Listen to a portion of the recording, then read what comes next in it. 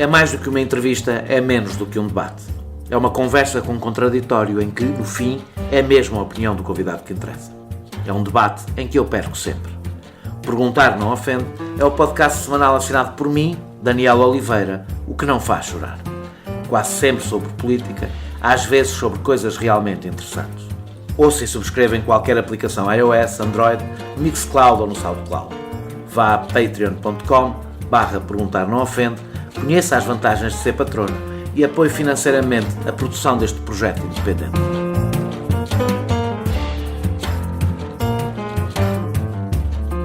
Poderia dizer-se que o mundo se transformou num gigantesco laboratório em que, numa dimensão nunca vista, se testa a resistência de uma boa parte da humanidade ao confinamento, ao medo e à ansiedade. A contagem diária de infectados e mortos, a abrir cada telejornal na primeira grande pandemia da era da globalização, as cidades vazias e as famílias encerradas em casa, criam o ambiente opressivo que, só por si, seria suficiente para perturbar os emocionalmente mais estruturados. Temos de juntar a isto todos os efeitos colaterais do confinamento.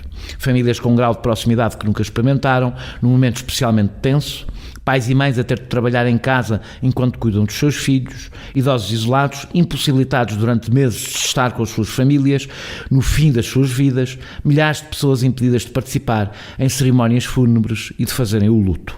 E para muitos, a expressão "vai ficar tudo bem" é uma azeda ironia. Sabem que depois disto os espera o desemprego e mesmo assim estão imobilizados em casa. Seria impossível a alguém lembrar-se de uma experiência que pusesse à prova, de forma tão vasta e em quase todos os domínios da nossa vida, a resiliência mental e emocional de tantas pessoas em simultâneo.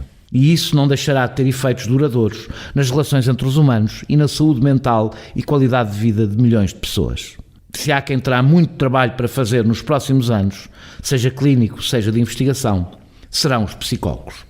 Neste momento garantem uma linha de apoio através do SNS 24, há muitas linhas de apoio psicossocial que são garantidas pelas autarquias e a Ordem dos Psicólogos Portugueses tem um gabinete de crise Covid-19. A saúde mental e o trabalho dos psicólogos ganham uma centralidade nunca antes vista. É neste contexto que o Perguntar Não Ofende convidou Francisco Miranda Rodrigues, bastonário da Ordem dos Psicólogos Portugueses, para uma conversa num momento em que metade da população mundial está fechada em casa. Muito obrigado por ter aceitado este meu convite para participar no Perguntar Não Ofende. Criaram uma linha de apoio através do SNS 24. Sabe por que problemas aparecem com maior frequência nessa linha? Antes de mais, muito obrigado. É um gosto estar aqui nesta conversa. Nós não temos ainda um tratamento estatístico relativamente àquilo que tem aparecido.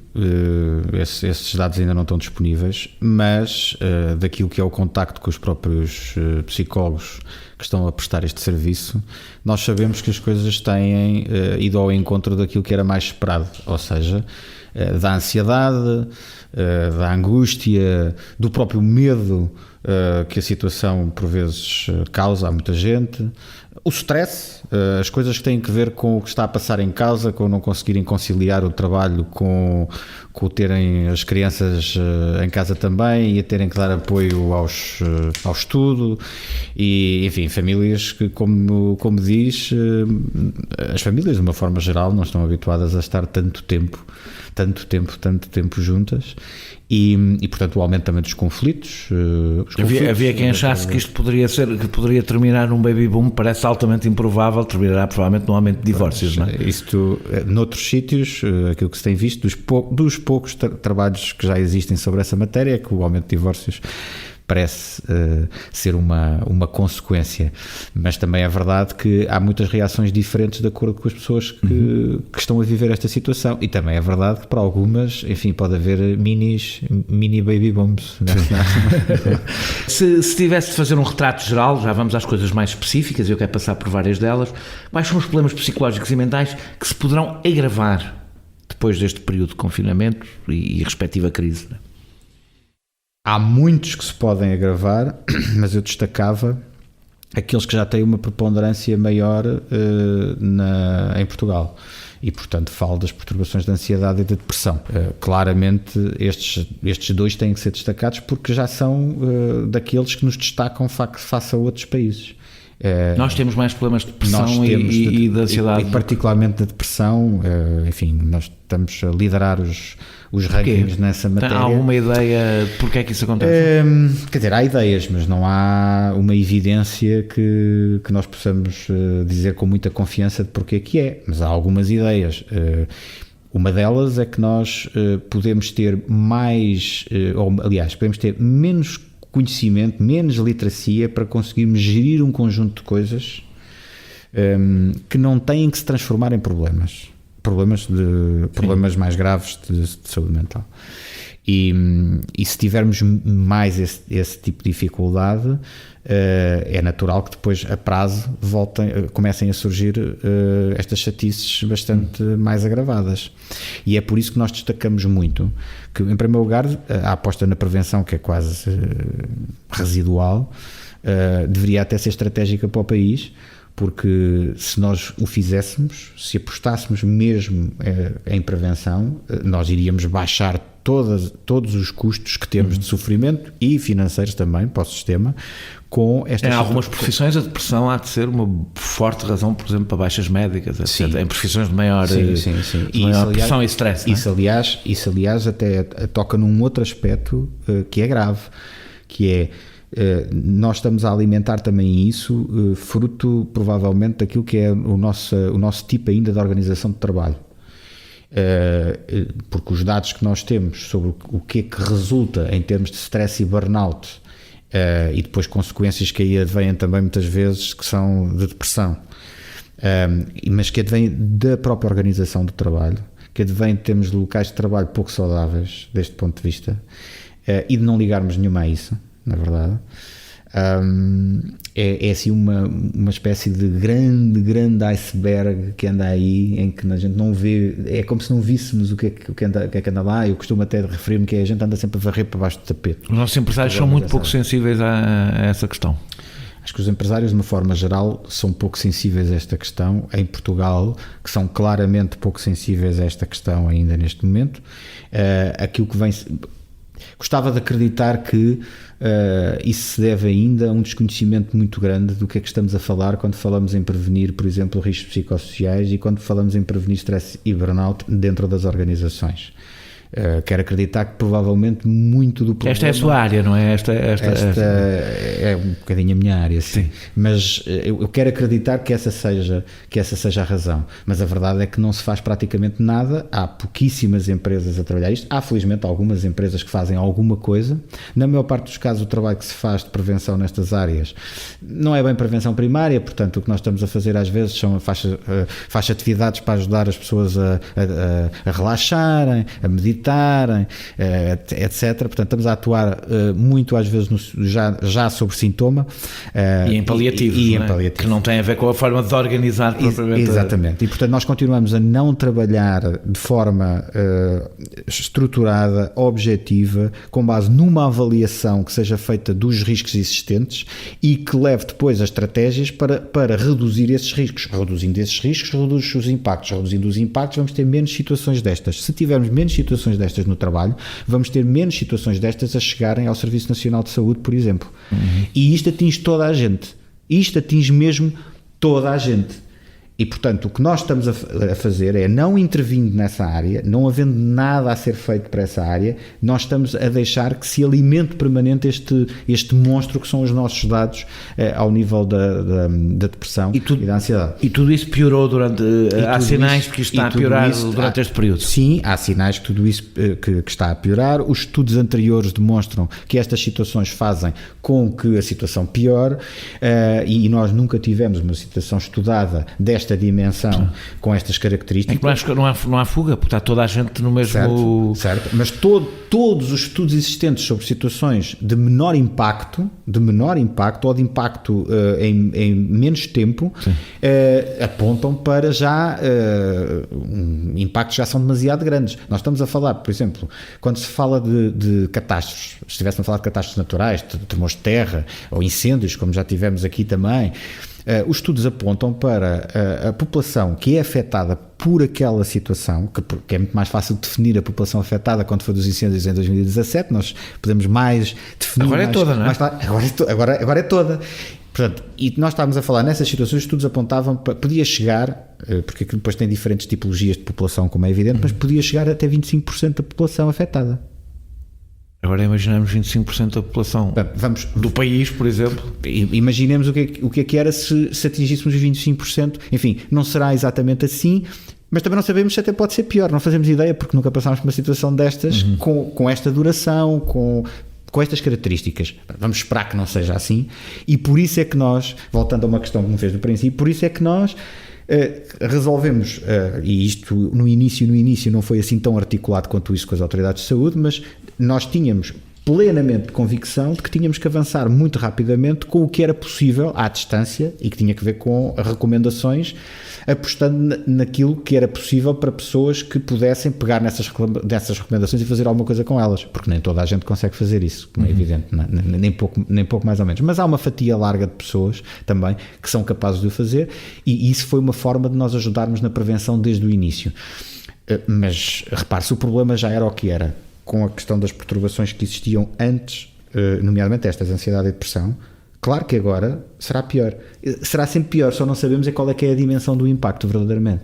A contagem de infectados e mortos abre telejornais, como nunca foi feita com mais nenhuma doença, não contribui para níveis incontroláveis de ansiedade coletiva?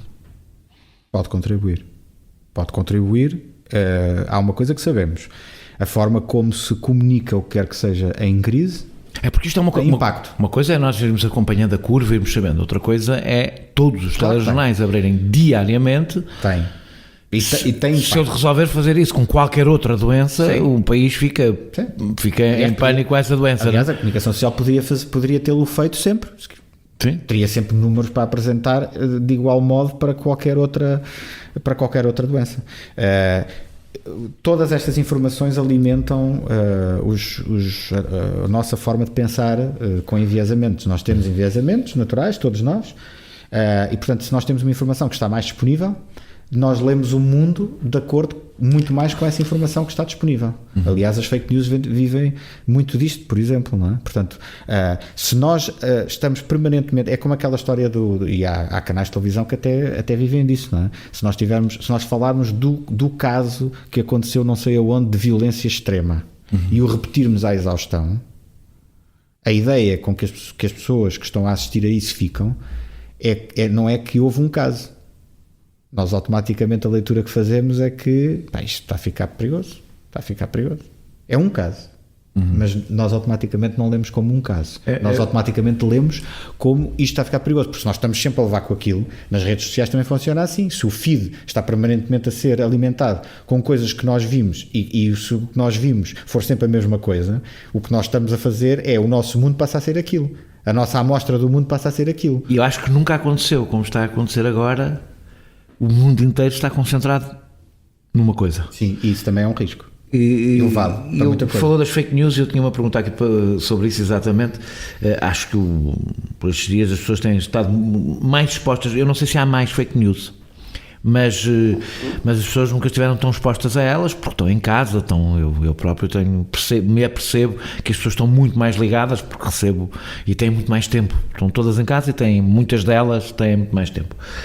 Tem alguma ideia dos efeitos que pode ter no equilíbrio psicológico de pessoas que estão isoladas e numa situação normal o contacto permanente com a informação e com muita informação, com muitas fake news ou informação imprecisa, mesmo que não sejam propriamente fake? Pode ter um impacto muito forte, negativo, porque, mais uma vez, se nós estamos a lidar com informação que não é real e se essa informação até estiver a ser toda muito focada apenas num lado do que se está a passar, mais uma vez, se só se falar do número de mortos ou se se falar porque isso também é uma forma de o fazer. Às vezes a informação pode ter fundo de verdade, não é? Mas se ela é só parcial, não deixa de ser fake news também, e às vezes a gente também esquece dessa parte, mas mesmo informação que às vezes é falsa, agora o governo decidiu que não sei o quê, não decidiu nada, e aquilo alimenta imediatamente, se às vezes as notícias verdadeiras alimentam o stress, agora imagine-se notícias falsas em catadupa, porque só aparecem aquelas, e a pessoa cada vez que as pessoas estão mais, como estão mais ansiosas, estão mais sensíveis sim, porque uma das coisas que é crítica é que e quem produz fake news, bem, não todos se calhar, mas muita gente que produz fake news sabe que isso funciona assim. Nós vamos ler isto também de acordo com o nosso estado emocional, e portanto, sim, se nós estamos mais ansiosos e se estamos mais preocupados, e se o nosso medo é que aconteça aquela coisa que nos está a ser dada a consumir como sendo verdadeira, nós tendemos a acreditar nela, tendemos muito mais a acreditar nela. Aliás, a insegurança, as sensações de insegurança, por isso é que os populismos também vivem muito em torno da insegurança, não é? E portanto há uma ligação muito clara entre populismos, a forma como é feita a comunicação por quem se alimenta e alimenta populismos, e o aproveitamento precisamente de estados emocionais e das inseguranças que as pessoas têm, e a identificação, que é, aliás, uma coisa usada muito por algumas figuras públicas noutros países, basicamente, mas agora também em Portugal. E agora as pessoas estão mais permeáveis, imagino. Todas elas, não é? Falando um bocadinho de efeitos um pouco mais profundos, temo que a ausência de contacto físico, agora, e os cuidados que teremos de ter até haver uma vacina, depois, cria novos hábitos na forma como socializamos, aumentando ainda mais a solidão, o distanciamento, a atomização social e até a falta de empatia. Ou seja, se não estamos a criar um novo normal, que na realidade não é um novo normal, é um acentuar de uma característica, pelo menos nas sociedades ocidentais, cada vez mais evidente. Para algumas pessoas acho que o risco é grande disso acontecer, sim, porque nós já tínhamos uma tendência, em certa medida, havia já um aumento do número de pessoas cuja socialização começava a ser feita cada vez mais também à distância. E agora aqui isto passa a ter uma escala completamente diferente, não é? E há coisas que vão ficar, não é? Há empresas que vão de repente perceber que afinal é mais fácil fazer reuniões. Sim, a maior parte das pessoas apresenta isso como um grande salto civilizacional que nós vamos dar. Tem vantagens, evidentemente, mas tem enormes riscos, não é? Sim, e é verdade, como diz, tem vantagens, e é também verdade... Tem vantagens práticas, sim, não é? E é também verdade que pode haver alguns ganhos em tudo isto, é verdade que sim, mas há riscos, e aqueles que disse existem de facto. Se nós já temos alguma dificuldade em expressar-nos emocionalmente e em estarmos face a face com alguém e dizer o que é que pensamos e o que é que sentimos. O corpo é importante, não é? É uma coisa que as pessoas... O corpo, porque é automático. Nós, quer dizer, isto faz parte da espécie, não é? E, portanto, há aqui coisas que a gente é como se estivéssemos a contrariar um bocadinho para tentar adaptar-nos nesta situação, mas estamos a contrariar. O que é normal, o que é automático é o toque, é o contacto com as diferenças culturais que nós sabemos entre povos, mas é o toque, é o isto é mais duro para algumas culturas, isto é mais duro do que outras. Para algumas é mais duro. É a expressão emocional que é vivenciada através dos sinais que nós fazemos de olhar, da expressão facial, da postura corporal, e de aquilo que quer dizer, nós já experimentámos todos, quer dizer, nós já experimentámos, não é todos, mas nós já experimentámos a diferença entre fazer uma entrevista por Skype ou presencial. Eu, como as pessoas que acompanham este podcast sabem, só faço entrevistas presenciais. Há razões técnicas de som, mas não é só isso. Eu não acredito na eficácia das entrevistas. É muito diferente, de facto, muito diferente. Se eu não puder estar a ver quem me está a fazer as perguntas, eu não tenho a mínima ideia sobre o que é que está a acontecer do outro lado, e por muito que eu possa até interpretar mal o que é que está a acontecer do outro lado quando estou a ver permanentemente a pessoa e as suas reações, e posso estar a interpretar mal, a verdade é que não ter ideia nenhuma afeta permanentemente o que eu estou a dizer.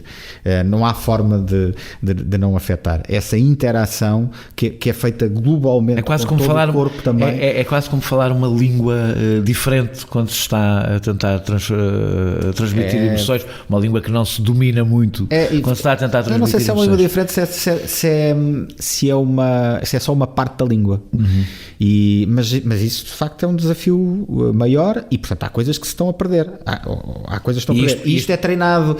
Isto tenderá a agravar-se, não é? Porque quanto mais tempo. Agora, há pessoas que são muito mais suscetíveis a que isto se transforme num problema depois na forma como vivem emoções e relações, e há outras pessoas que são muito mais resistentes resistentes aqui é mesmo, é resistentes no sentido da resiliência, portanto podem aguentar muito mais tempo sem que haja sinais muito preocupantes dos impactos. O que não significa que haja assim o tipo de pessoa que nunca sofre com isto. Isso não é exatamente assim. E portanto todos nós, nas condições certas, portanto, ou seja, com o contexto certo, num determinado momento da nossa vida, podemos sentir os impactos da mesma forma. Não há super-homens nem super-mulheres. Não há. Muitos pais estão em teletrabalho, agora queria entrar em algumas coisas mais específicas, e a tratar de crianças. Isto implica níveis de stress absurdos. Que estratégias, muito genericamente, não lhe peço para fazer aqui uma consulta, mas que estratégias é que estas pessoas podem ter para lidar com esta situação, que é uma situação quase impossível, não é? Que é como tu estar a trabalhar e tomar conta de crianças ao mesmo tempo. Que estratégias é que as pessoas podem ter mínimas? Para enquadrar as estratégias, preciso dizer que nem toda a gente tem as mesmas condições para aplicar as estratégias. Então falemos das pessoas que têm más condições. Porque as condições boas, pronto, a estratégia. Embora haja muita gente com condições boas que não consiga aplicar as estratégias na mesma nesta altura. Muita gente. Mas muita gente. Dizer pessoas, por exemplo, que não têm horários e podem ir a um casal e podem partilhar a função. Aí, evidentemente, a estratégia é relativamente simples de perceber qual é que pode ser, não é? Mas muitas pessoas não estão nessas condições. As pessoas que têm mais, aliás, as pessoas que têm menos recursos, por exemplo, que têm uma habitação pequena, onde é difícil afastarem-se muito estando confinadas na mesma casa, onde exista, já estou a ser otimista e a dizer onde existe um computador, onde não existe um computador, em que existe eventualmente telemóvel, existem telemóveis. E pessoas que até possam ter já dificuldades de relacionamento anteriores, ou seja, as suas competências socioemocionais já não sejam assim tão desenvolvidas quanto isso, aquilo que resta aqui é muito mais difícil de aproveitar. É muito mais difícil de pegar e de usar numa situação de crise e, portanto, não vamos fazer de conta que estas pessoas não vão sofrer muito mais à partida do que todas as outras. Esta situação que é uma coisa... Isto aumenta a desigualdade. Quem pede o confinamento interminável não percebe que a cada semana que passa o fosso entre as condições, as pessoas estão confinadas na sua própria desigualdade. E acho que é muito difícil que nós sequer consigamos nos colocar assim tanto no lugar do outro que está a passar por situações em cujo contexto lhe dificulta completamente a adoção de N estratégias. E, portanto, pode haver a tentativa de algumas das estratégias que as outras pessoas também utilizam, estas também tentarem utilizar, mas com a noção de que não conseguirão utilizá-las nem de perto nem de longe no seu todo. Ou seja, se uma das coisas que nós recomendamos é que as pessoas tentem manter algumas rotinas, é uma das coisas, é provável que as pessoas não consigam manter assim tantas rotinas quanto isso. E estas pessoas que têm os contextos mais apertados em termos de condições de vida vão provavelmente só conseguir manter mesmo muito poucas dessas rotinas, mas se conseguirem manter algumas delas, algumas que sejam horas de comer ou algumas tarefas domésticas até de limpeza e outras coisas desse género que sejam mais ou menos regulares, manter isso já é positivo. Porquê? Porque às vezes as pessoas podem achar assim, disparate, mas agora isso é que por exemplo, não vai resolver o problema. Não ficar o dia inteiro de pijama, coisas desse género. Sim, isso qualquer pessoa pode fazer. Pode vestir-se de manhã, porque se tem o hábito de tomar um banho de manhã, continuar a tomar o banho de manhã, se tem o hábito de fazer uma barba, isso pode fazer. E porquê que isso é tão importante? Porque isso são coisas que a pessoa pode controlar. E também deve fazer isso com as crianças. E deve também fazer isso com as crianças. É válido para qualquer pessoa. Válido para qualquer pessoa. E mais uma vez, pode não conseguir, e é provável que não consiga, aplicar estas coisas todas que são recomendadas. É provável. Aplique o possível. E as pessoas que têm condições um bocadinho melhores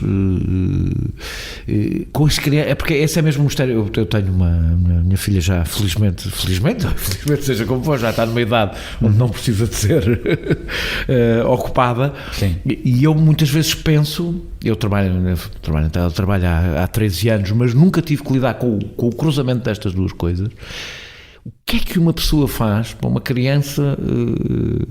É mesmo um mistério para mim. Como é que uma criança que está ali precisa de fazer coisas? O que é que se pode fazer em relação a uma criança quando se tem que ocupar X tempo a trabalhar e a criança está ali e habituada a pedir-nos atenção? Porque também não é a mesma coisa pessoas que já trabalharam em teletrabalho e já tiveram com crianças e criaram regras em casa que permitem que a criança se vá habituando, que há ali um momento. Como é que isto se faz? Através de patreon.com/perguntar não ofende, pode apoiar diretamente a produção deste projeto independente. Cria-se regras, mesmo que sejam poucas. Não se vai conseguir fazer tudo de um momento para o outro. Não se fez em alguns casos, não se fez durante alguns anos. E se não se fez quase nada desse aspecto, será muito mais difícil para fazer, mas isso não significa que não se tenha que fazer. E que ensinar, por exemplo, uma criança a não interromper, coisas desse género. Sim, e pode não conseguir que isso seja bem sucedido em 80% das vezes. Pode. Está a começar agora? Sim. Se está a começar agora é provável que não consiga. E pelo menos ganhou 20%. Mas ganha 20%. A questão aqui é que se estivermos à espera que qualquer estratégia que seja implementada, qualquer uma delas, venha resolver de imediato, seja lá qual for a minha situação prévia ou a situação atual em que vivo, e em todas as suas condições, estamos a alimentar uma expectativa de que não é realista. As coisas não são independentes nem do ponto de partida, nem dos contextos em que se vive. E, portanto, temos é que nos focar nos ganhos que podemos ter, mesmo que sejam pequenos, a partir da situação em que estamos. E isso sim, isso é possível para todos. Todos realmente podem ter ganhos seguindo muitas destas recomendações que a Ordem dos Psicólogos tem libertado. Todos podem ter ganhos. Coisas tão simples quanto aquela que estávamos a falar, por exemplo. Ou uma outra que toda a gente também pode fazer. Não há nada que impeça que eu comece pelo menos a olhar para aquilo que eu sinto quando estou mais, vamos simplificar, nervoso, como sendo muito aceitável, normal, que numa altura destas eu me sinta mais nervoso. Eu se fizer uma análise, eu próprio, se eu fizer uma análise de como é que eu me sinto durante este período face a outros períodos em média, eu também acho que me sinto mais ansioso agora do que o que me sentia. Mas isso é expectável perante uma situação destas. Por acaso não me tenho sentido mais irritado do que o que era costume. Mas, e até estou surpreendido com isso, mas é normal que até me sentisse mais vezes irritado. E se nós não percebermos isto, e se não conseguirmos primeiro perceber que isso é uma coisa esperada... Em nós e nos outros, não é? Em nós e nos outros, se nós não entendermos que isso é uma coisa esperada, tudo vai ser mais difícil, porque vamos considerar sempre aquilo como só por si é um problema e que eu não sei como é que é de fazer com isto. Antes de mais, é esperado que seja assim. É esperado. A primeira coisa é essa, porque se nós sentirmos que isto é uma coisa muito estranha, que só se passa connosco, que eu não devia estar a sentir isto, então isto vai aumentar muito mais o meu desconforto e o meu mal-estar com a situação. Deixa-me voltar aqui às crianças e só fazer uma pergunta que é uma coisa que me preocupa em geral muito.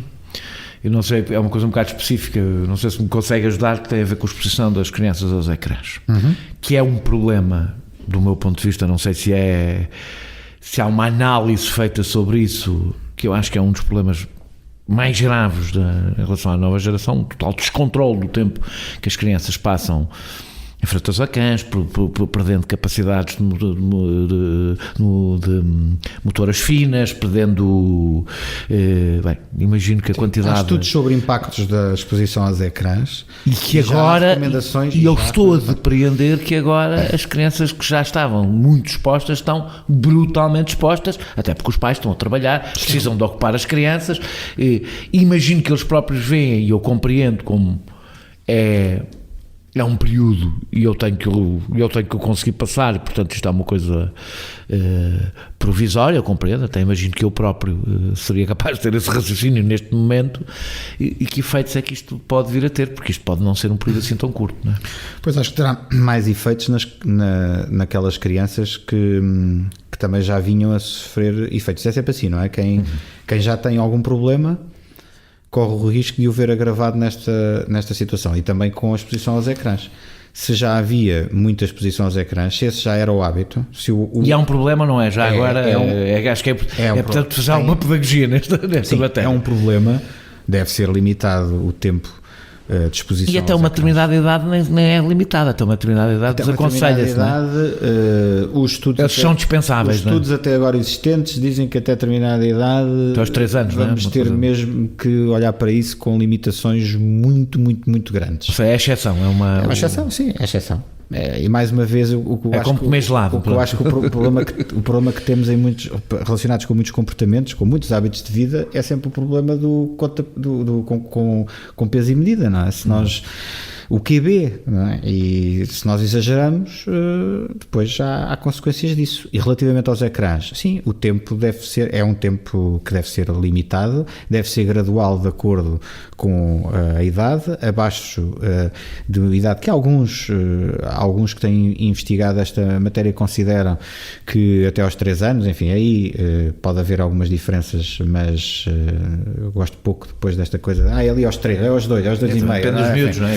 Também depende dos miúdos, portanto, mas gradualmente, de acordo com a idade, os tempos de exposição podem ir crescendo.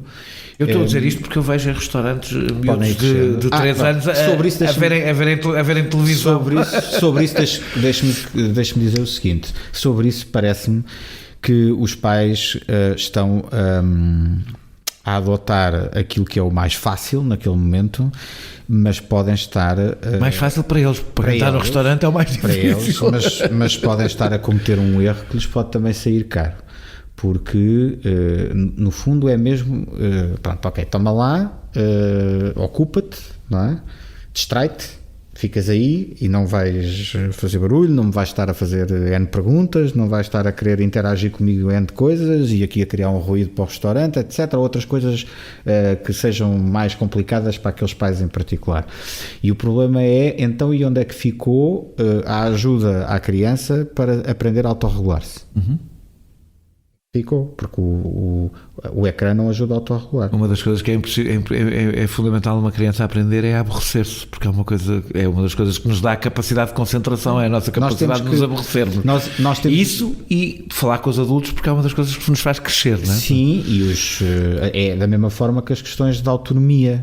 Nós estamos a perder relativamente ao processo de autonomização dos jovens.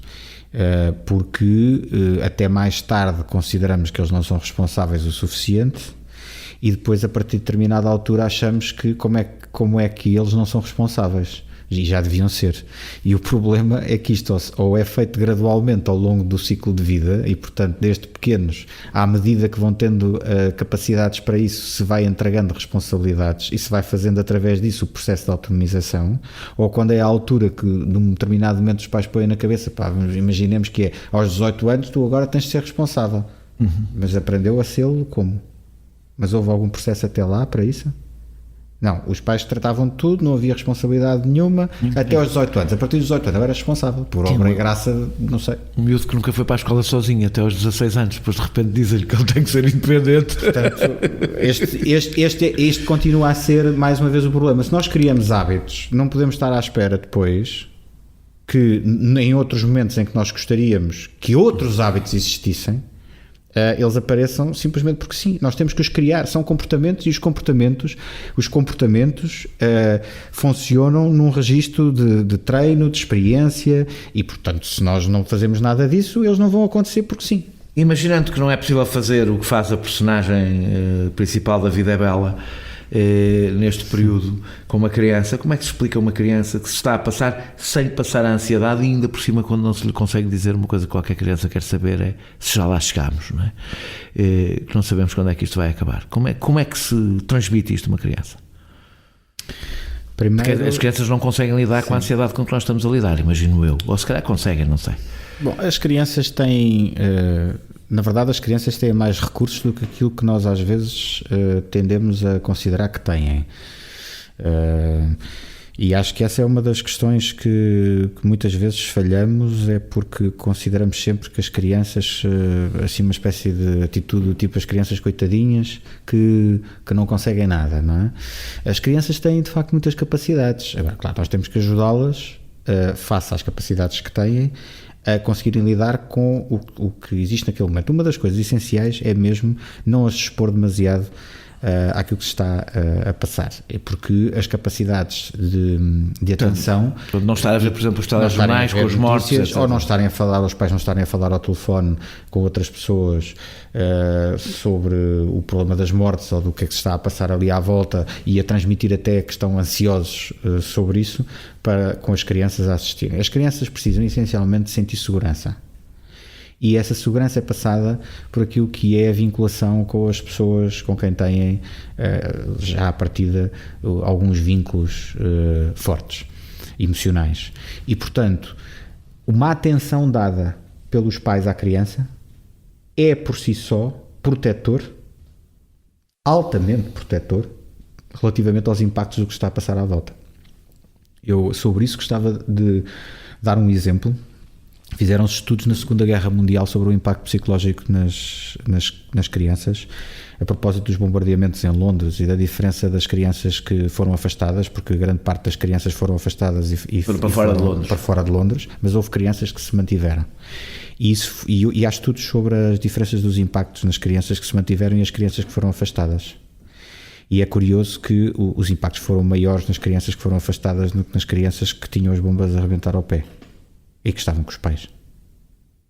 A questão da vinculação é altamente protetora. Estamos a falar do impacto psicológico. Não estou a discutir.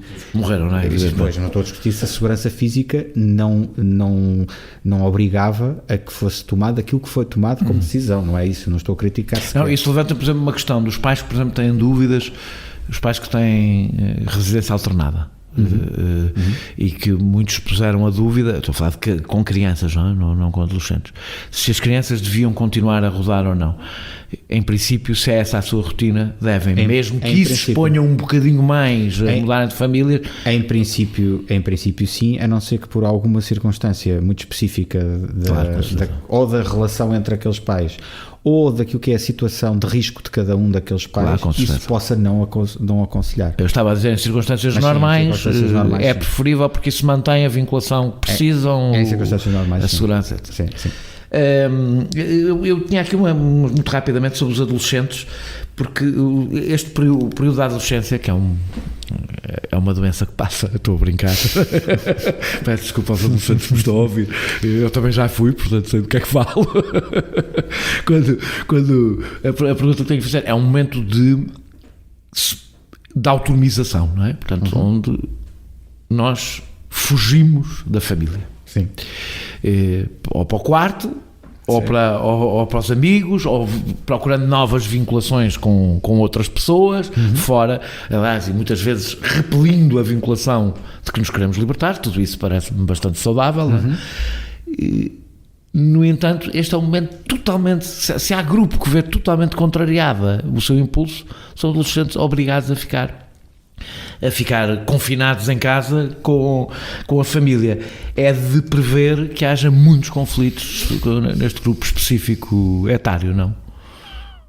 É provável, porque, quer dizer, é provável nem que fosse uma questão estatística, não é? Está mais tempo juntos, dá mais conflitos. Portanto, a resposta é simples. Mas aqui tem a ver com o distanciamento em relação aos amigos, não é? Portanto, Mas o distanciamento em relação aos amigos... É seguramente o grupo etário que mais sofre com o distanciamento em relação aos amigos. Numa altura como é a adolescência, é provável que crie, que coloque sofrimento, claro que sim, acrescido, não é? Acrescido a todas as tarefas desenvolvimentistas que a adolescência já traz, não é? Porque não facilita algumas das tarefas. Não facilita logo para começar a autonomização, não é? Depois há o isolamento, que é um grave problema em muitos adolescentes, e depois o tende a reforçar-se. O facto de isto poder reforçar naqueles, lá está, a regra é sempre a mesma. Em pessoas, sejam adolescentes ou noutra faixa etária, que tenham já alguns problemas, a tendência será para que eles se agravem. E, portanto, se existe uma tendência para o isolamento, provavelmente isto vai consolidar mais essa tendência. Para o isolamento social, agora estamos a falar, isso vai consolidar. A lógica dos hábitos, mais uma vez, aplica-se aqui. Portanto, sim, transversalmente, se estamos a falar, se temos já problemas ou se temos perturbações, em qualquer uma das faixas etárias, o risco de agravamento existe, é considerável, é provável que venha a haver agravamento das situações existentes, dos traços até existentes. Os traços podem se consolidar um pouco mais, depende do tempo, depende de quanto tempo é que isto dura. Mas se isto durar muitas semanas, para um adolescente é uma eternidade, não é? Quer dizer, para um adolescente já é neste momento uma já passou a fase da eternidade. Já é, para um adolescente já é uma eternidade. Apesar de tudo, aquilo que há outras coisas que depois podem ser protetoras, não é? Também, isto não são só riscos, e depois existem as coisas que podem ser protetoras. E as coisas que podem ser protetoras, algumas delas dependem de nós. Que é aproveitar este momento para reforçar as relações familiares. E podemos reforçar as relações familiares, e isto não depende só dos pais, embora dependa dos pais também, mas também depende dos adolescentes, que também têm já que assumir a sua cota parte de responsabilidades. E, portanto, os adolescentes também têm aqui que fazer alguma coisa por isso. Portanto, a partilha passa a ser mais importante, embora os pais tenham que estar muito mais atentos, que se há aqui um processo de autonomização que faz parte desta idade, têm que conseguir também gerir os tempos com o adolescente, respeitando nem que seja essa necessidade que o adolescente também tem de estar um pouco mais consigo, porque é também em estar um pouco mais consigo que ele se encontra, que ele se descobre, também é nisso. E nem que seja à distância com os amigos, é melhor do que nada, e portanto o contacto à distância, que deve ser permanente, imagino, nesta fase, que é certamente muito frequente, muito frequente. Esse é um dos problemas da adolescência hoje, é que a solidão é uma a solidão, quando eu digo a solidão, é a solidão boa, ou seja, sim, é o pouco tempo em contacto consigo próprio, é uma coisa muito escassa mesmo. Sim, e aqui é um momento em que talvez se possa também estimular um pouco mais isso, ou estimular algumas daquelas coisas que ficam sempre perdidas na espuma dos dias, quer dizer, se leem pouco, então lerem um pouco mais. Isto não podemos também ter, mais uma vez, vamos criar uma nova vida neste período. Não é uma nova vida, não é agora passa a ser tudo diferente, é um bocadinho mais, pequenos passos. Se há coisa que me tem assustado é a perspectiva de isolamento prolongado dos grupos de risco, porque aí não estamos a falar deste pequeno período, há muita gente que fala de até haver vacina, 1 ano e tal. Eu devo dizer que a ligeireza com que isto se diz me deixa relativamente perturbado. O isolamento dos idosos não pode ser ainda mais nocivo para eles do que o risco do vírus, ou seja, dizer a um idoso de 80 e tal anos que vai ficar 1 ano sem ver a família, não há algo ainda mais perigoso do que... Acho que temos que ser muito humildes sobre o que sabemos relativamente aos impactos comparativos entre uma situação como aquela que está a colocar, de tanto tempo sem contacto com a família, no caso dos idosos, por exemplo. Por exemplo, ou eu penso em doentes terminais. Sim. E o contacto, onde o que lhes estamos a dizer é para morrerem sozinhos, e em alternativa o contacto com o risco de poderem ser contagiados e de, na situação deles, isso ter um risco muito maior de poder ser fatal. E o que eu alerto é que convém sermos muito humildes sobre este balanço de impactos, porque verdadeiramente nós não sabemos qual é que é o impacto maior. Portanto, da mesma forma que nós no imediato ficamos com aquilo que é muito palpável, que é o risco da morte ou da doença grave que pode decorrer, isso é uma coisa muito palpável e joga com as nossas angústias existenciais da morte, não é? Portanto, é aquilo que se coloca logo e o medo que daí deriva. Isso é uma coisa, mas para alguém numa fase já avançada da vida, ou que esteja numa situação como aquela que referiu, uma situação mais terminal, por ter uma doença grave, ou pessoas numa situação demencial em determinada fase, há outras coisas que têm que ser pensadas e há outros impactos que têm que ser colocados na equação. E a solidariedade não nos obriga a começar a pensar, se isto for para ser uma coisa que dura muito tempo, estratégias intermédias que reduzam ao mínimo o risco, mas permitam que as pessoas... É porque eu tenho a sensação que as pessoas mais uma vez não olham para a saúde mental como uma questão de saúde. Eu acho que na maior parte das vezes... Por exemplo, excluir o contacto dos avós com os netos pode ser uma coisa que retira o sentido à vida a muitos idosos. Eu vou só dizer isto, que me parece ser... talvez a coisa mais inatacável, se quer que lhe diga, se é que existe alguma coisa inatacável em ciência, mas é das coisas mais inatacáveis que eu posso dizer para responder a isso. A solidão mata muito mais do que, por exemplo, a obesidade. Muito mais. E nós investimos muitíssimo mais para resolver o problema da obesidade, mesmo investindo pouco. Muito, muito, muito mais. A solidão mata mais que muitas doenças. Há estudos sobre isso, não é? Sim, o que eu estou a dizer não é opinativo. Sim, isto claro. Está absolutamente mais do que estudado. Sim. E são estudos relativamente recentes. A solidão mata muito. Então, e os psicólogos não têm aqui o dever de fazer uma pressão para que, no momento em que se ouve a ciência com muita atenção, explicar que isto também é ciência, ou seja, que discutir os efeitos de confinamentos que ultrapassam a capacidade humana, por exemplo, nos idosos, isto tem que se ter em conta o outro lado da... Temos mais do que obrigação, é um imperativo ético, portanto eu até colocaria mais como uma obrigação às vezes há obrigações legais, as obrigações... Sim, há aqui um imperativo ético, sim. Há aqui um imperativo ético e portanto isto é daquelas coisas que se já era relevante chamar a atenção até aqui, e se já o tentávamos fazer de todas as maneiras e feitios, e se já tentávamos que a população se tornasse mais atenta e também ela pressionasse mais relativamente aos cuidados de saúde nesta área, mais ainda agora. E temos-lo feito. E para além daquilo que temos feito do ponto de vista mediático, e como disse já no princípio desta conversa, se calhar nunca se falou tanto sobre aquilo que são os impactos psicológicos e sobre o papel que os psicólogos têm nesta crise, etc., ou nas crises.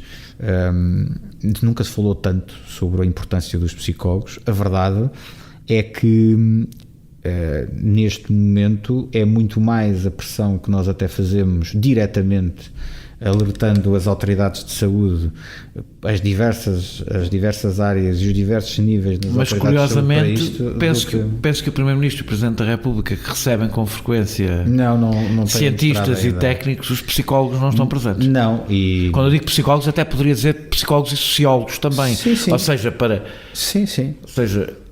para não tornar este debate exclusivamente perceber que as medidas que se tomam têm outros efeitos para além dos efeitos, e nós discutimos os efeitos do vírus diretos e os efeitos económicos, e depois há aqui uma coisa no meio que não entra nos debates, que é os efeitos psicológicos, sociais, etc., de cada medida, não é? Olá, eu sou a Raquel Marinho e pode ouvir o meu podcast de poesia associado ao Perguntar Não Ofende em opoemaensinacair.pt. Tem toda a razão.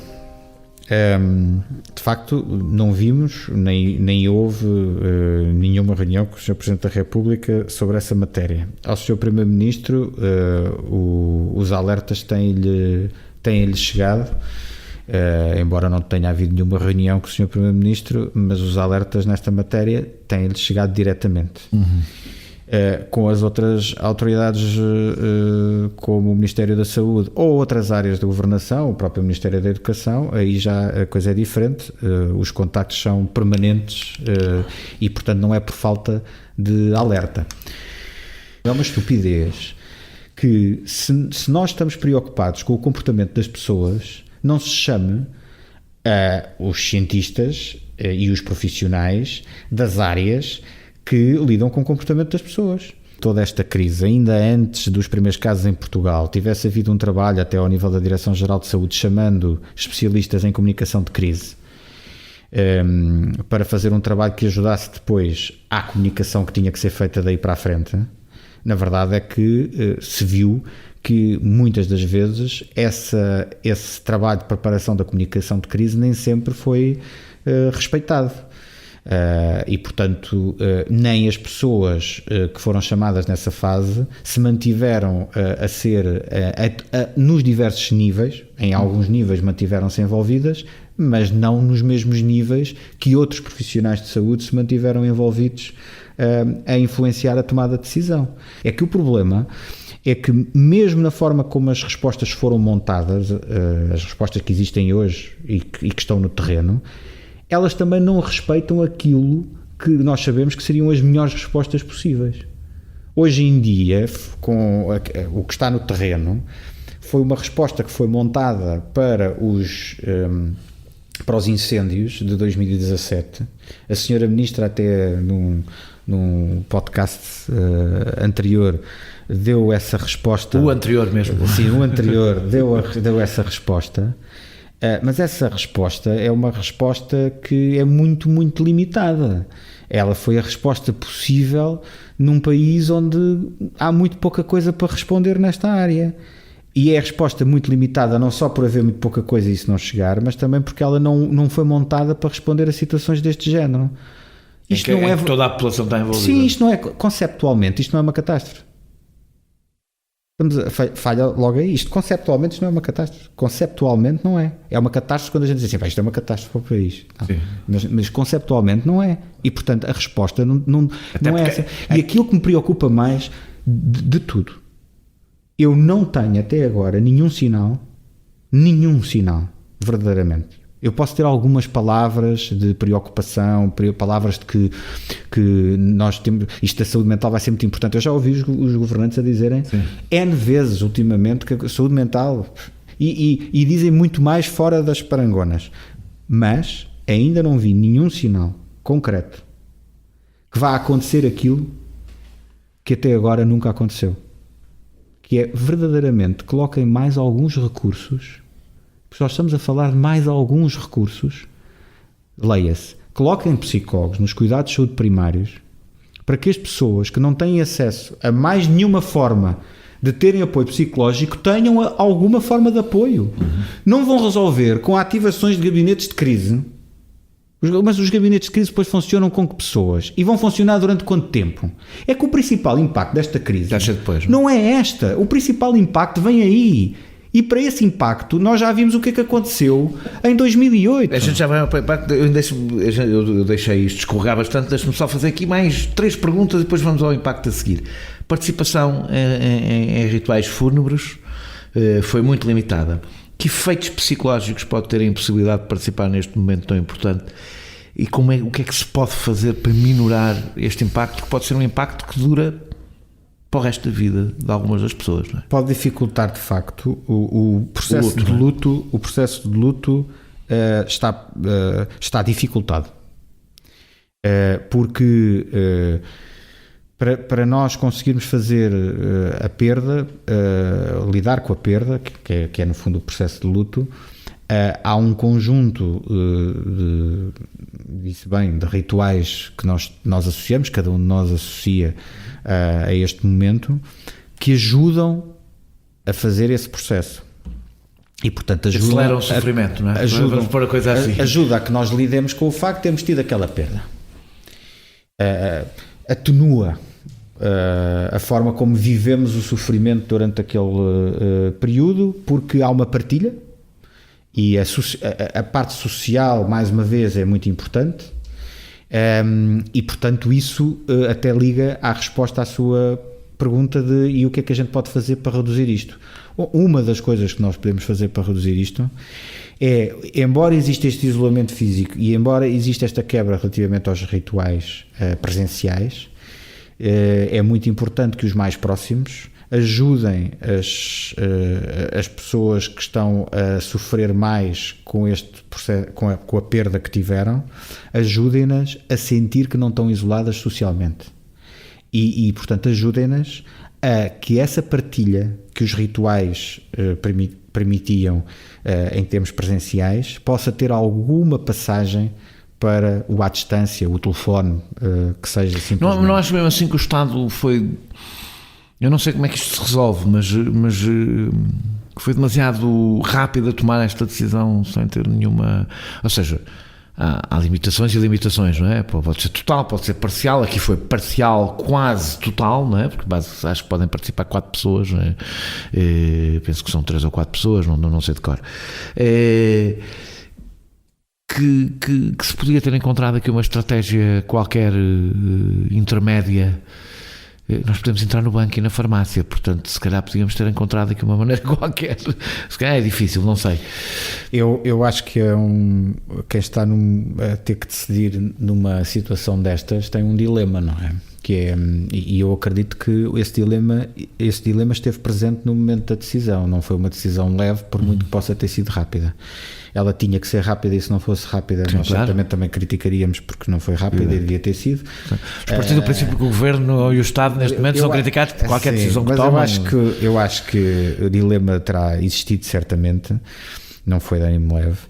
E o que tive que ser ponderado é se seria possível, numa situação de que não fosse limitada como esta, que os comportamentos também se mantivessem limitados depois. No momento em que as pessoas estão tão frágeis, tão debilitadas, estão em sofrimento.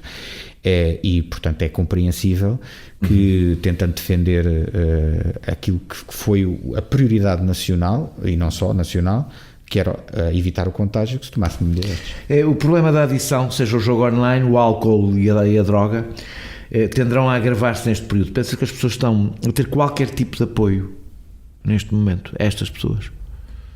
Há pessoas que estão a conseguir ter algum tipo de apoio, porque mantém-se, nas pessoas que tinham estes problemas, mantêm-se algumas respostas a funcionar.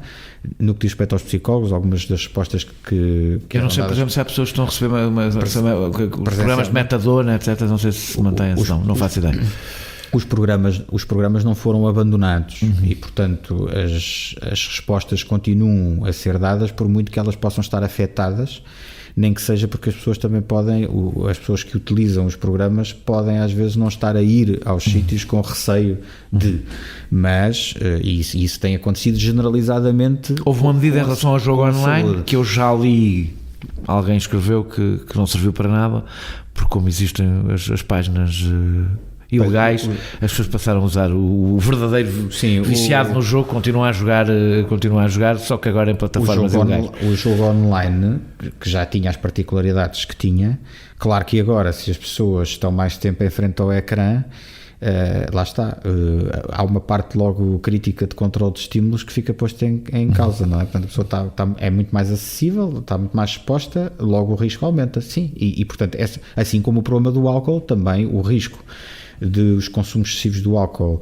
aumentarem, claro que, exponencialmente. Claro que sim, claro que sim. E portanto, até porque o controle social é menor, as pessoas estão muitas delas sem... A ansiedade é maior, portanto, sem dúvida. Se as pessoas não tiverem outras estratégias para lidar, que é o problema das pessoas que fazem estes consumos, não é? É que não conseguem... eu no álcool até estou a pensar em alguns casos que pode ser...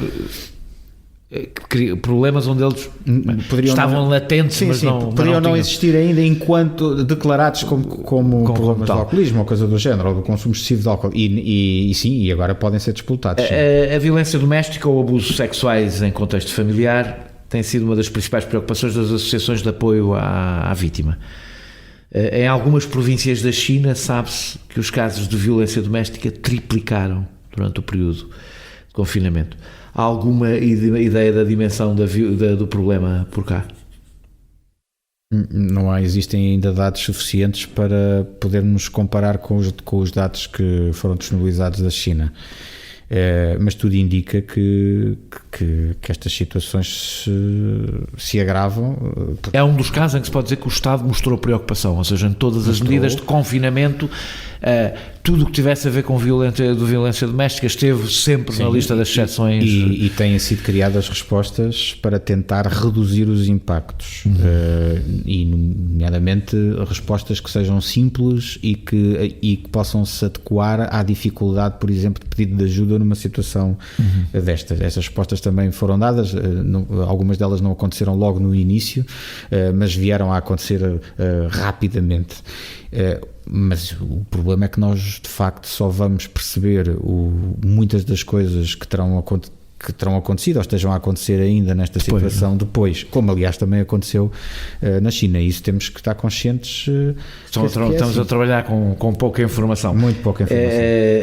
Então vamos falar do depois. Temos falado sempre do confinamento, mas tudo indica que depois disto virá uma crise. Quais são os limites de resiliência de quem acabou de sair de uma situação tão radical para lidar com outra tão desgastante? Eu devo dizer que a expressão vai ficar tudo bem é uma expressão, vou utilizar um termo mais popular, que me encanita, porque nós não somos crianças e portanto acho que não devemos tratar as pessoas como crianças, e para a maior parte das pessoas não vai ficar tudo bem. E eu acho que, sem ser cruel, a honestidade é uma boa forma de lidar mas qual é a nossa capacidade de resiliência? Eu estou a pensar em pessoas que estão confinadas e sabem que vão ficar desempregadas, algumas já ficaram, entretanto, e sabem que vão ficar desempregadas. Que estratégia é que pode ter uma pessoa que está a passar por alguma coisa que exige uma grande resistência, porque a seguir vem um bem maior, sabendo que a seguir não vem um bem maior? A seguir pode não trazer um bem maior, mas nós necessitamos de conseguir olhar um pouco para a frente, e pode não ser para o a seguir, imediatamente a seguir, mas que alguns mais à frente sim virá algo mais positivo. Eu não sei se vê um bem maior, no sentido que não é para toda a gente que virá um bem maior, de facto, e também temos de ter consciência disso. A primeira resposta mais macro é que não virá um bem maior para a maior parte das pessoas. Não virá. Nós estamos a tentar evitar um problema. Evitar esse problema tem consequências, tem efeitos secundários, e os efeitos secundários para muita gente poderão ser muito maiores do que seriam o efeito direto que estamos a evitar. Não vejo que isso fosse totalmente evitável, não vejo que fosse. Agora temos que nos preocupar é como é que reduzimos estes impactos. Uma pessoa que não consegue olhar para a frente e que fica sem esperança é claramente uma pessoa que corre o risco de entrar em depressão e pode precisar de facto de ser ajudada. E por isso é muito importante que cada um de nós pense no que é que pode fazer, mesmo que esse resultado não venha imediatamente a seguir. Mas nem toda a gente vai conseguir fazer este exercício. Nem toda a gente vai conseguir estar a olhar lá para a frente, lá para bem longe, em algumas das situações, e ver que isto depois há de melhorar. Não é verdade. Há muita gente que não vai poder fazer, não vai conseguir fazer isso. Portanto, não basta dizer a alguém que, olha, faça assim, que isto vai ajudá-lo de certeza a lidar com a situação. Uma pessoa que entra numa catadupa de incidentes críticos de vida pode ser uma pessoa muito resiliente, mas se houver pouco espaçamento entre esses incidentes, não consegue responder a tudo e não consegue estar em condições de viver normalmente a sua vida, muito provavelmente. Eu devo dizer que uma das razões porque o vai ficar tudo bem me parece uma péssima expressão. Para já, porque o vai ficar tudo bem convida à passividade. Ou seja, fiquei quieto, isto vai... E eu acho que uma das estratégias, isto é mais quase para um sociólogo do que para um psicólogo, mas uma das estratégias que as pessoas vão precisar para aguentarem a sentirem que são ativas no que vai ser a seguir. E ativas significa, às vezes, revolta. A revolta é preferível à passividade. As pessoas precisam de sempre se sentir ativas, porque a necessidade de controlo é essencial. Nós todos variamos na necessidade de controle que temos, todos nós, mas nós precisamos de sentir controle sobre as coisas. Dizer às pessoas, fica em casa, vai ficar tudo bem, é exatamente o contrário do vai controle. Ficar tudo bem pode, ou em determinada fase de comunicação, fase de comunicação é perfeitamente aceitável. Não, na nossa opinião, perfeitamente aceitável. Não é aceitável que se mantenha permanentemente. Isso não é.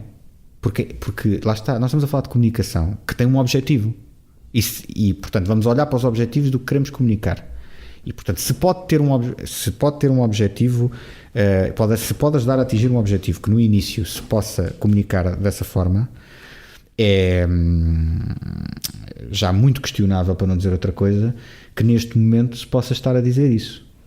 Neste momento nós temos que preparar as pessoas para poderem responder. E não só, e são as pessoas de uma forma geral e são os próprios decisores. Uma das coisas que me assusta quando regressarmos à normalidade, ou à normalidade possível, é que isso exigirá tantas medidas restritivas, de movimentos, de contactos, associadas a um medo instalado, que pode aumentar a vigilância intersocial a níveis próximos da paranoia. E como é que podemos lidar com isso? Não se sente que já se começa a propor caminhos, que nós aliás falámos um pouco disso, que levantam gravíssimas questões éticas que ajudarão a alimentar este clima perigoso? Ou seja, se isto não é uma coisa, e que depois tem efeitos psicológicos, evidentemente, efeitos de pessoas se sentirem ou paranoicas, não estou a utilizar o termo tecnicamente com rigor, ou o contrário, pessoas que se sentem totalmente oprimidas e que não se sentem bem no tecido social. E eu, por acaso, parece-me que o período que vamos a seguir pode ser um período ainda mais problemático que o confinamento, porque é um período de relações sociais reconstruídas com base em pressupostos totalmente novos e que se podem rapidamente descontrolar. Sim, acho que o que vem aí é mais difícil.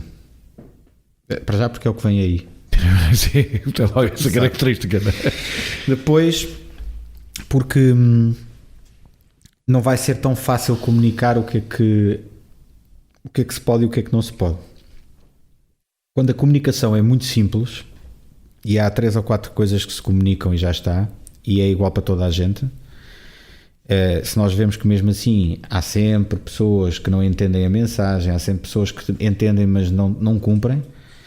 Agora imaginemos o que é termos mensagens que são diferentes de pessoas, de grupos para grupos, que são diferentes de contextos para contextos, que podem ser até gradativas, ou seja, podem fazer, mas não muito, e isto é muito mais difícil de comunicar. Para começar, a esta questão. Sim, o confinamento, desse ponto de vista, é relativamente simples. É ficar em casa, ponto final. Exatamente. Portanto, agora é muito mais difícil.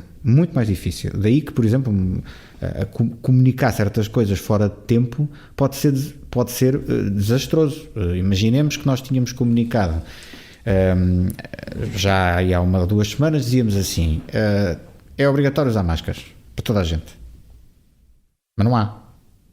Então, a única coisa que estávamos a criar era uma sensação de insegurança sem resolver nenhum problema. Para quê? Pronto, portanto, a partir de agora passa a ser muito mais difícil, complexo, e a exigir um trabalho mais afinado aquilo que se diz, quando é que se diz. E, portanto, se até agora as probabilidades de errar na comunicação para os decisores e para quem tem que passar a comunicação para o público, a probabilidade de errar a comunicar tanto aumenta muito, agora vai ser mais difícil ainda. Era muito importante que, nesta fase, os decisores se procurassem ainda blindar mais em termos de apoio para como é que vão fazer isto e utilizarem todo o conhecimento que está disponível para fazerem isto. E não adotarem estratégias que podem parecer as mais simples, as mais rápidas e uma troca interessante, que é agora durante um tempo o pessoal não tem problemas com os dados, não tem problemas, isto é só um bocadinho para controlarmos aqui esta situação de saúde e em vez de pensarmos muito bem como é que nós podemos fazer isto com o envolvimento forte das pessoas, percebendo como é que as pessoas se costumam comportar e gerindo o melhor possível, sabendo sempre que há sempre danos, haverá sempre pessoas que vão sofrer com isto, como não era possível dizer que ninguém ia morrer, claro que iam morrer pessoas, mas não hipotecarmos tudo por causa, e o tudo aqui, começando por coisas que me parecem básicas em termos de alicerces sociais, por exemplo, em termos de liberdade, e a autovigilância e a vigilância é mútua, não pode causar aqui problemas complicados. A vigilância social. A vigilância social. Pode em termos de estigma, porque se isso já era um risco e nós alertámos para as questões do estigma nesta pandemia desde o início, mais pode acontecer. Antes podia ser porque há uma pessoa que, por não querer ser olhada como sendo alguém com contágio, disfarçava o que podia, que tinha sido contagiada, e com isso punha muito mais as pessoas em risco e, portanto, no fundo, estigmatizar alguém por causa de ter sido contagiado é pôr em risco toda a gente. Futuramente isso pode acontecer com coisas como a utilização da máscara, por exemplo. Quem não andar de máscara, que não esteja a utilizar a máscara e depois mesmo em lugares onde não é obrigatório, não é recomendado, está na rua, está a circular e tal, mas pronto, se uma parte significativa da população não tiver percebido bem e acha que agora deve ser toda a gente de máscara, isso pode começar a ser complicado. E portanto, é o que vai acontecer. Muito cuidado com a forma como se comunica também isso. E depois há as questões mesmo de vigilância. Deixar poucos espaços em branco, não é? Porque esses espaços em brancos vão ser preenchidos pela sociedade, não é? E mais uma vez a questão da vigilância que falou é ir por um caminho que pode parecer o mais fácil e fazer trocas que são trocas como aquele caso aquela proposta que foi feita por um conjunto de pessoas de saúde e empresários e CEOs. Sim, há pelo menos da geolocalização. Há pelo menos uma das propostas lá que tem a ver com a geolocalização. As outras são pacíficas. Que levanta, vamos dizer que levanta muitas dúvidas e portanto, qualquer situação que me pareça que pode ser vista como, bom, isto resolve-nos os problemas porque nos responsabiliza no fundo por aquilo que nós fazemos ou não em grande medida, porque há aqui uma coisa que controla os nossos movimentos e que nos alerta e a gente não tem que se preocupar com isto. Bom, do ponto de vista social e de democracia, parece muito complicado e que aceitemos uma situação dessas, se isso vier a ser discutido noutros termos. Espero que não. Mas, mais uma vez, é desresponsabilizar-nos. Estamos todos a desresponsabilizar-nos do nosso papel se fizermos isso. Mais uma vez, todos a desresponsabilizar-nos do nosso papel. Aquilo que nós fizemos até agora foi no sentido contrário. Nós assumimos responsabilidades por nosso comportamento.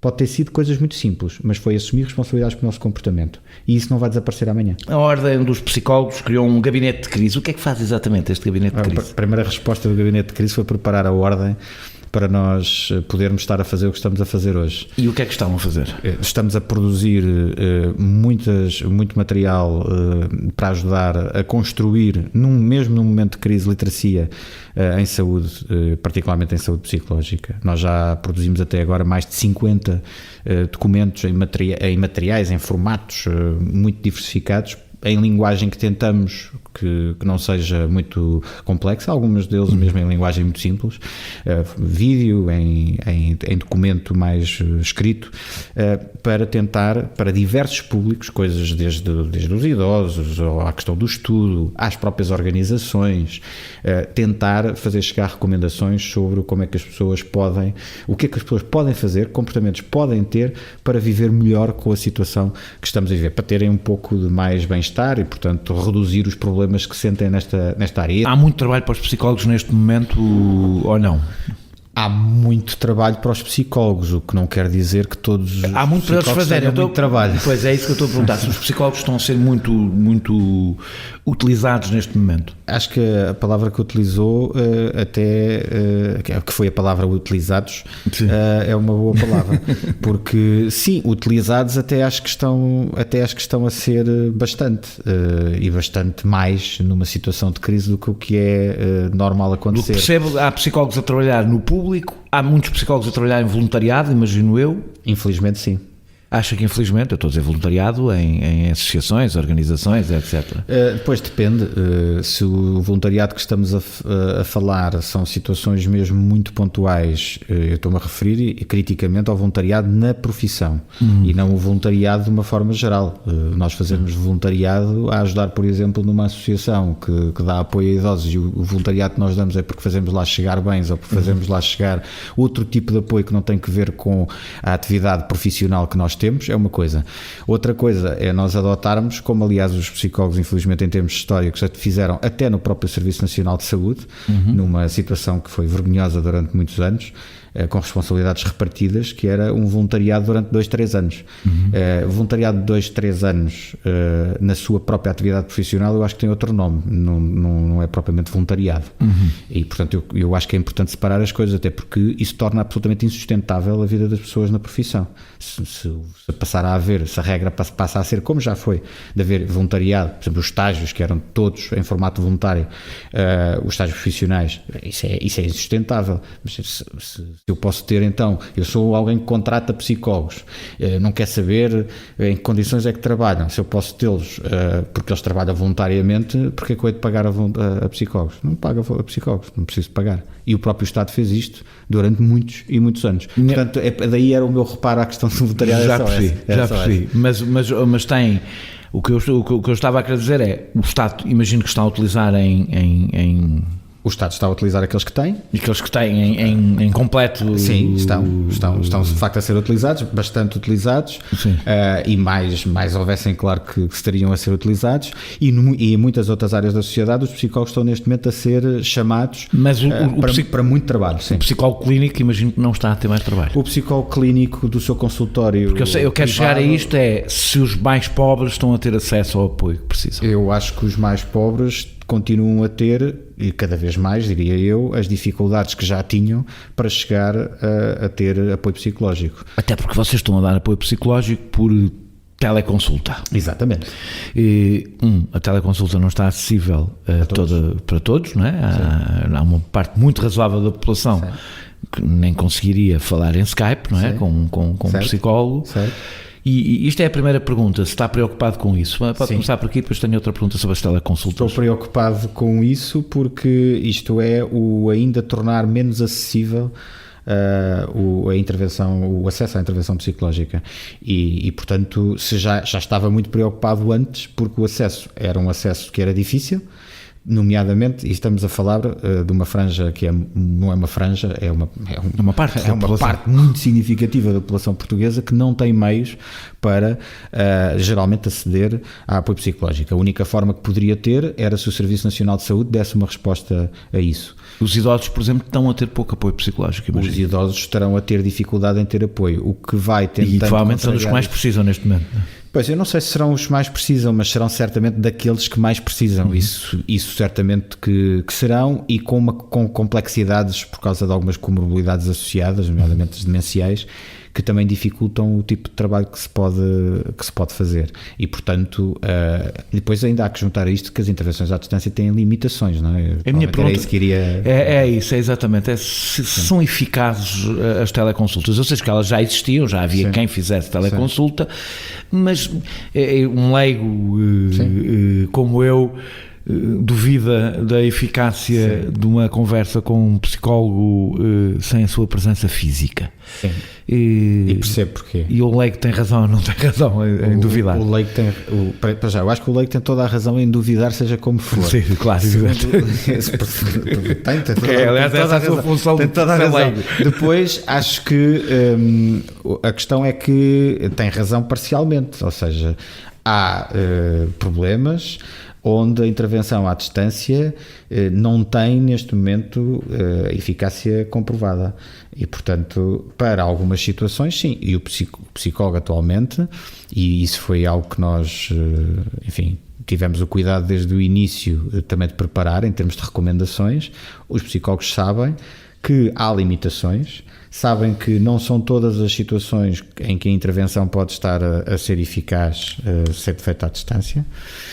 Também sabem que podemos estar a falar neste momento de uma intervenção que é possível para alguns casos, e portanto não sendo a desejável, e portanto temos várias gradientes aqui, ou seja, há situações onde não há evidência de que ela seja eficaz, há situações onde nós sabemos que tem muitas limitações e que, enfim, estamos a trabalhar em cima de algo que é o que é possível neste momento, e depois temos situações em que está comprovado que existe existe eficácia da mesma forma como existiria numa situação presencial, embora essa evidência seja em problemas muito que são muito estritos, ou seja, não é assim numa gama muito alargada, mas na verdade são também alguns que mais aparecem nesta situação. Por exemplo, para certas situações relacionadas com a ansiedade, de facto há eficácia em termos de intervenções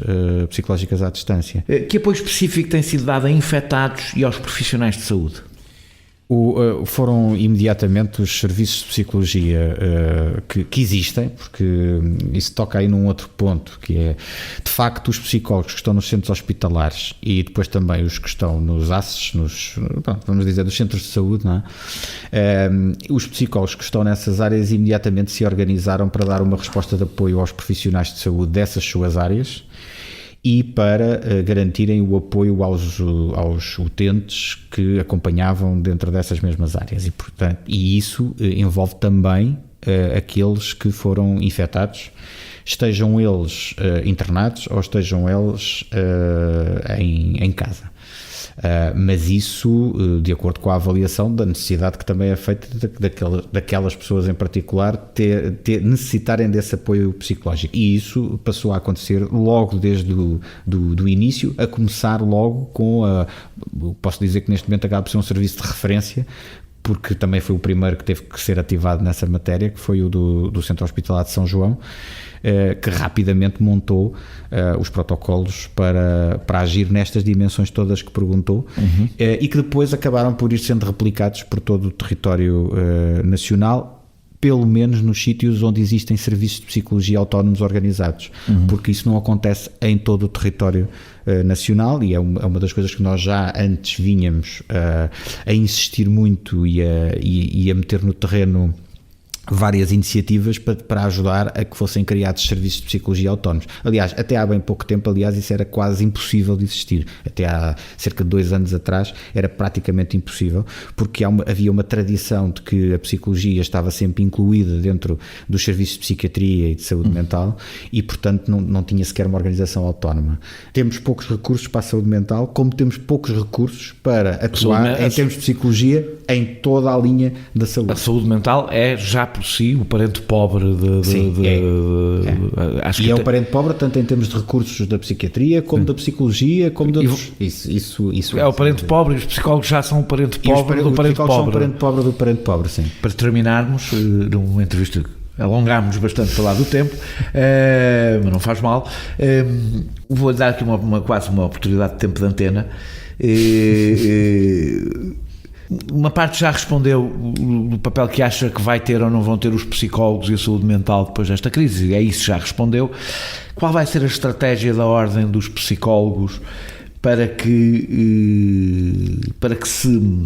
se democratize o acesso aos psicólogos, ao apoio psicológico, aproveitando, isto se calhar pode soar um bocado mal às pessoas, mas estes momentos servem também para identificar falhas dos serviços públicos, aproveitando esta crise, que estratégia terá a ordem dos psicólogos para democratizar o acesso ao apoio psicológico?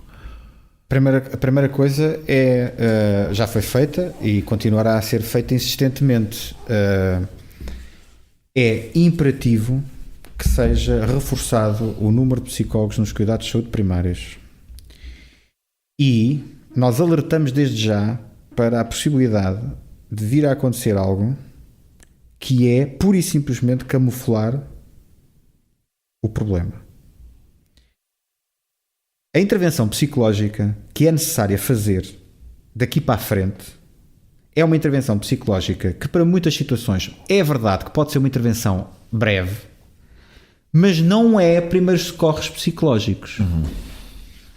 Os primeiros socorros psicológicos servem para nós estabilizarmos alguém, como os primeiros socorros que não são psicológicos servem também para estabilizar uma vítima de um acidente. Os primeiros socorros psicológicos... Se não há intervenção depois... Exatamente. Servem apenas para isso. Os primeiros socorros psicológicos, ao contrário do que foi afirmado numa entrevista ao Expresso esta semana pelo coordenador do Programa Nacional de Saúde Mental, ou então terá sido mal entendido pelo jornalista, não sei o que é que se terá passado, mas é o que está lá escrito, não resolvem a esmagadora maioria dos problemas psicológicos. Isso não é verdade. Não é verdade. Está lá que a maioria dos problemas psicológicos, grande parte dos problemas psicológicos podem ser resolvidos se metermos os médicos de família a fazer primeiros socorros psicológicos. Portanto, o que está lá é qualquer coisa como o médico de família, que hoje em dia tem cerca de 15 minutos para fazer o atendimento, passará também a fazer primeiros socorros psicológicos, e com isso se resolve os problemas psicológicos a grande maioria da população tem. Isto não é verdade. E espero que a estratégia que exista do governo não seja resolver, entre aspas, o problema do acesso dos portugueses aos cuidados de saúde psicológicos, colocando outros profissionais a fazer uma coisa chamada primeiros socorros psicológicos. Não é nada disso que é necessário fazer. Isso pode ser uma estratégia interessante, entre aspas, mais uma vez, para comunicar que estamos a dar resposta.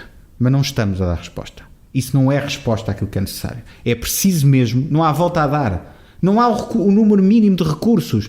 Nós quando falamos do número mínimo de contratações para outros profissionais de saúde, quando dizemos que está em falta, nós falamos em contratar, nós precisamos contratar mais 800 ou mais 1000 e não sei quantos. Nós andamos há 2 anos para contratar 40 para os cuidados de saúde primários. Psicólogo. 40 psicólogos num concurso interminável, porque foi feito com regras dos anos 90, que não têm aplicação possível agora, num país que tem mais de 20 mil psicólogos. Claro que concorreram 3 mil ao concurso. A profissão tem alguma precariedade associada, tem. E tem, em média, salários que não são muito elevados, como também não podia deixar de ser, a população portuguesa também não a tem, não é? E por isso é impossível que nós consigamos, com regras antigas, que levam a imensa gente para concorrer a um concurso, com 40 vagas, que demora este tempo todo, estão a fazer entrevistas a toda a gente, não é? A 3 mil candidatos, quando é que temos isto despachado? Quando é que vai haver? A resposta não é os 40 desse concurso, de certeza. A resposta é que eu ainda não ouvi um compromisso que seja sobre colocar psicólogos nos cuidados de saúde primários. Um único compromisso sobre isso. Aquilo que foi feito de positivo foi colocar a linha e mesmo, SNS 24 com o aconselhamento psicológico, e espero que não seja para terminar. E do que percebo, o SNS, as câmaras são até quem está a dar mais... As câmaras montaram respostas de psicólogos, de proximidade, com psicólogos. Há muitas câmaras com psicólogos. Agora, o problema é que isto não pode funcionar de forma avulsa. O SNS... Mas acredita que isto vai deixar lastro? Eu acho que vai deixar... o impacto psicológico vai realmente ser muito grande. A saúde psicológica dos portugueses vai ser afetada, irremediavelmente vai ser afetada, e nós teremos que fazer redução de danos. Porque é o que é possível. Nós temos que fazer redução de danos e temos que ajudar as pessoas a recuperar da situação. Se nós não ajudarmos as pessoas a recuperar, e isso faz, não há volta a dar, faz com intervenção psicológica. Não há volta a dar. Não é com primeiros socorros, não é com medicação, que é a única coisa que tem sido feita até hoje para dar resposta quando não há outra coisa, é os médicos medicam. Psicofármacos. Por isso somos do topo dos países de consumidores de psicofármacos, nomeadamente os ansiolíticos, E os antidepressivos. E isso é a única resposta que existiu até hoje, porque não existem psicólogos. Isso também é dito pelo coordenador do Programa Nacional de Saúde Mental, que a resposta que deve existir é que têm que se contratar mais psicólogos, e estamos fartos de dizer isto. Toda a gente concorda. Não há ninguém no Parlamento que não concorde. O Governo diz que concorda, mas ninguém faz. O problema é que agora vamos entrar numa crise económica onde o Estado ainda vai ter menos dinheiro para o Serviço Nacional de Saúde. O problema não é esse. Porque se o problema fosse esse, então não foi dito, o Sr. Primeiro-Ministro disse que saímos agora de um período de vacas gordas. Então, e no período de vacas gordas, quantos psicólogos é que entraram para os cuidados de saúde primários? 0. Entraram 0. Portanto, não tem nada a ver com isso. É uma prioridade, e se queremos sair da crise mais rapidamente, também precisamos de ter pessoas, que são quem faz verdadeiramente a economia, em condições de fazer essa recuperação. E se tivermos as pessoas devastadas para as situações de vida, onde vão muitas delas cair devido a desemprego e outras situações daí decorrentes, há uma relação com o suicídio do aumento do desemprego, provada. E isso é só a ponta do iceberg. Porque depois, por aí abaixo, vêm todas as outras situações, desde as perturbações até às coisas que não são perturbações. Eu ouvi a pergunta que foi feita à Sra. Ministra a esse propósito, que até diferenciou, que não se estava a falar de perturbações. A resposta foi com gabinetes de crise. Não, nós não estamos a falar de primeiros socorros psicológicos, nós estamos a falar da necessidade de dar apoio às pessoas, um apoio que não tem que ser, para muita gente, felizmente, não tem que ser um apoio demorado. Não estamos a falar necessariamente de psicoterapia, que também é outra questão, não estamos, mas, embora precisássemos ter psicólogos para fazer psicoterapia nos centros hospitalares, onde temos muito poucos psicólogos com disponibilidade para fazer psicoterapia, é verdade, mas primeira aposta, prioridade, com realismo, que a nossa estratégia foi sempre realismo, psicólogos nos cuidados primários. Agradeço-te muito a disponibilidade para esta conversa. Nós regressamos para a semana com outro convidado. Este episódio teve a produção de João Martins, pesquisa de Filipe Avala, música de Mário Lajinha e ilustração de Vera Tavares.